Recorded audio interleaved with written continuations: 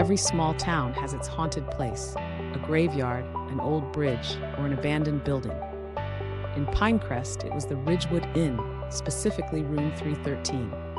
The inn was built in the early 1900s, a quaint three-story hotel that once served wealthy travelers passing through the countryside. But over time, the town's prosperity faded, and so did the grandeur of the inn. By the late 1980s, it was a crumbling relic, surviving mostly on rumors of its haunted reputation. I first heard about room 313 as a teenager. Locals claimed anyone who stayed the night there would hear whispers, see shadowy figures, or wake up to the feeling of icy hands gripping their ankles. More chillingly, a few people who'd stayed there alone were never quite the same afterward. Some leaving in a catatonic state, others disappearing entirely. As a young journalist in my early 20s, I decided to investigate.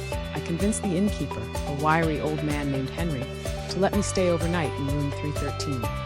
He looked me over with a mix of pity and unease before handing me the tarnished brass key. "Don't provoke it," Henry warned, his voice a low rasp. The room was nothing extraordinary, just a dusty bed, peeling floral wallpaper, and a single window overlooking the parking lot. The air smelled faintly of mildew, and the dim lamp cast long, flickering shadows. Still, I set up my tape recorder, notebook, and a small camera, determined to document anything unusual. For hours, nothing happened. Midnight came and went, and I began to think the stories were just local folklore.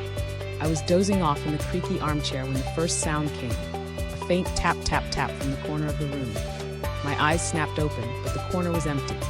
I grabbed my flashlight and swept the beam across the room. The tapping stopped. I was just about to dismiss it as my imagination when the temperature plummeted. My breath formed small clouds, and the hairs on the back of my neck stood on end. Then I heard it, a whisper, faint but unmistakable. "Get out." The voice was raspy and distorted, like a broken radio signal.